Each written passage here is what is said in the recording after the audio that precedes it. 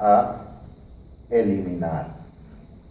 Así es que Jesús fue sacrificado por Dios desde el momento en que surgió la necesidad del sacrificio. Desde el momento en que surgió el pecado, se toma la decisión y ya estaba determinada por Dios. Por eso Jesucristo dijo: sacrificios no te gustaron y me preparaste cuerpo. Y yo, obediente, fui para hacer tu voluntad. Antes de Adán y Eva se tomó la decisión. Así que desde el momento en que Jesús nació, la cruz que él miraba, esos sacrificios que él miraba, esos que estaban sufriendo en la cruz, estaban en su mente, de niño, de joven, de adolescente, de joven adulto.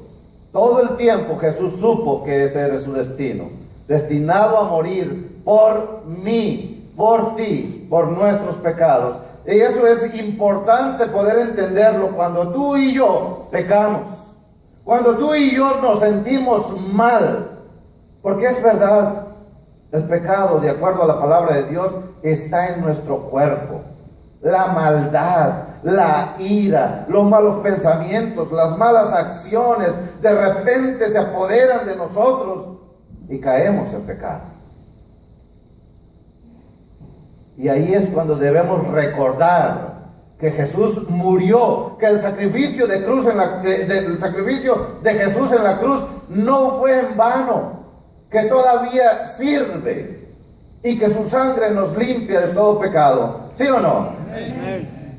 Así es que Jesús vino a morir, y a morir bajo la ira de Dios, no de los hombres.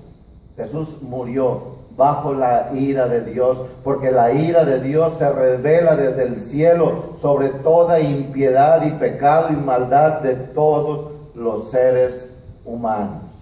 Y la ira de Dios, justamente, con justicia, porque la paga del pecado es muerte, fue derramada sobre aquel que tomó tus pecados y los míos sobre sí mismo. Lucas 19, versículo 37. Entremos a la fiesta. Cuando llegaban ya cerca de la ciudad, cerca de la bajada del monte de los olivos, cerca de la ciudad de Jerusalén, ahí estaba Jerusalén a la vista, y ellos iban bajando, y dice la palabra de Dios: toda la multitud de los discípulos gozándose, se estaban gozando, alegres cantaban, alabando a Dios a grandes voces por todas las maravillas que habían visto. 3 años de milagros, desde la sangre, desde el vino convertido, desde el agua convertida en vino, desde los leprosos limpiados, desde los cojos que salían brincando y corriendo, desde la niña resucitada, Lázaro resucitado, todos esos milagros, y ellos estaban maravillados, diciendo: bendito el Rey que viene en el nombre del Señor, paz en el cielo y gloria en las alturas. Y aparte no se cansaban de decir: sálvanos ahora.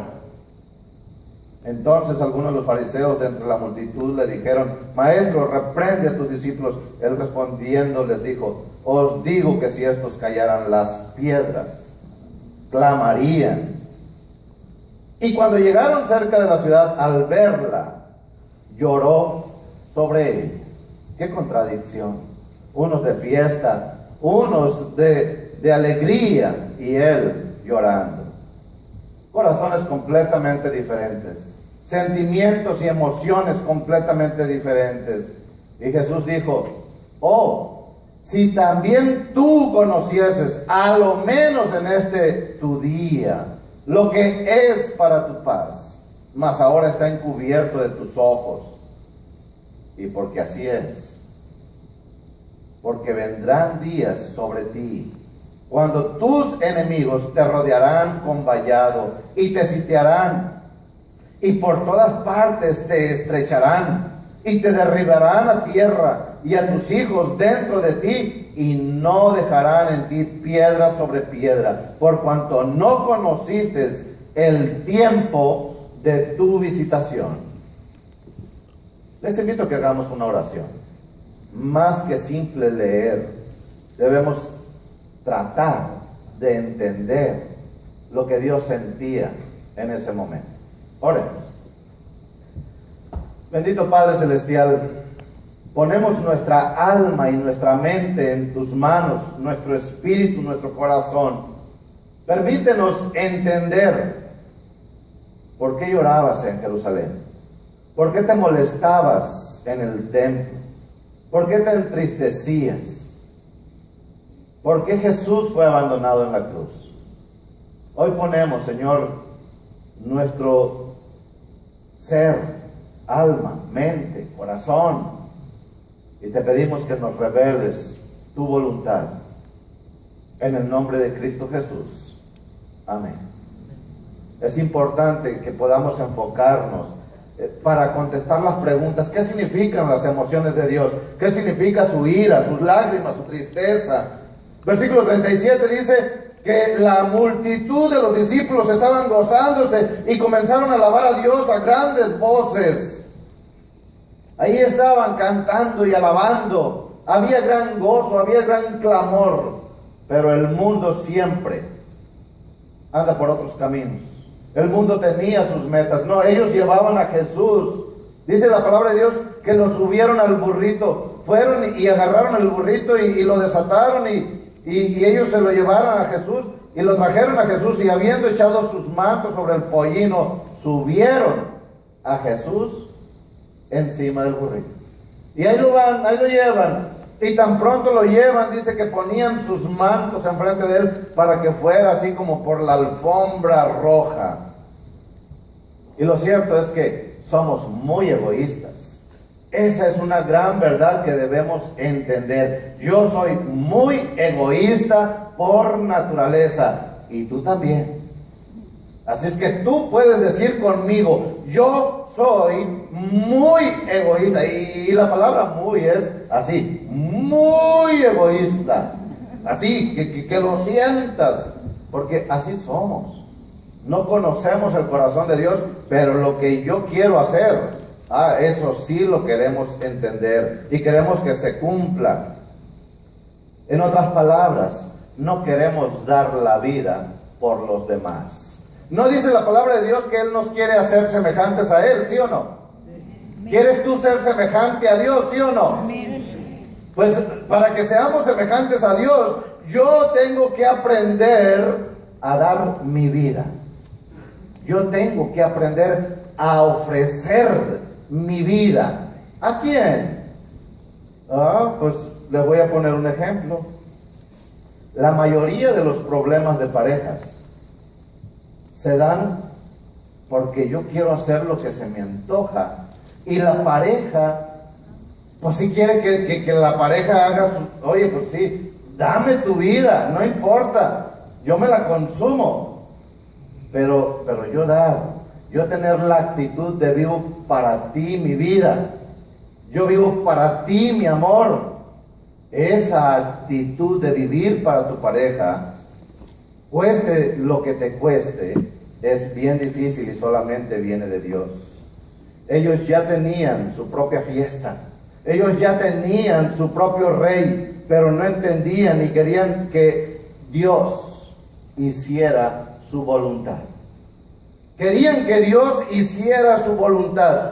Querían que Jesús fuera el rey que los salvara. Sin embargo, la palabra de Dios, cuando Pablo se convierte, cuando le dice, Señor, ¿quién eres? Yo soy Jesús a quien tú persigues. ¿Qué quieres que haga, Señor? Vea la actitud. Yo soy Dios. ¿Qué quieres que haga? Y no, tratamos a Dios como en ese momento el pueblo no le interesaron las lágrimas de Jesús. Alguien se preguntó, ¿y por qué llorará Jesús? Oye, sí, lo vamos a hacer rey, lo vamos a coronar, lo vamos a dejar que reine sobre nosotros. Sí, pero la actitud de ellos es igual a la que hoy vemos alrededor nuestro, donde la gente, me va mal y me va mal. Ayúdame, Dios mío, ayúdame porque me inundan los problemas. Necesito ayuda, Señor. Ayúdame porque tengo problemas con mi esposo, con mi esposa y con mis hijos y sí queremos ayuda de Dios, pero cuando Dios dice, sigue mis consejos, como que lo hago a mi manera cuando yo quiera. Y cuando Dios dice, sé fiel, Señor, pero es que Dios entiende que yo no le obedezco. Dios entiende que tengo otras cosas, tengo otras prioridades, no tengo tiempo para Él. Y yo te digo, Dios no entiende eso. Dios no entiende que tú, entendiendo su palabra, no le hagas caso. Pastor, no voy a ir a la iglesia el domingo, pero Dios entiende que estoy muy... No, Dios no entiende que tú, entendiendo que te da 6 días y uno para Él, no vengas, que lo hagas a un lado. Dios no entiende que Dios te da el dinero, el 100%, y tú no entiendas, entendiendo que 10% le pertenece a Dios y el 90% a ti, tú te quedas con el 100%. Dios no entiende que tú no entiendas eso. Y mucha gente dice, pero es que Dios entiende. No, Dios no entiende que tú, entendiendo, no entiendas. ¿Estamos? ¿Y por qué lo digo? Porque seguido escucho las quejas. Me va mal. Oye, ¿no entiendes que Dios te puso para entregar tu vida por tu esposa? No entiendes. Mujeres quieren que sus maridos entiendan que deben de dar su vida por ustedes. Porque la palabra de Dios lo dice con claridad. Marido, amar a su mujer y sacrificarse como Cristo se sacrificó. Oiga, ¿vieron el video de cómo Cristo se sacrificó por nosotros? Dio su vida. Y cuando yo leo la Biblia, me da miedo sacrificarme de esa manera por mi esposa. Cuesta. Pero si yo puedo entender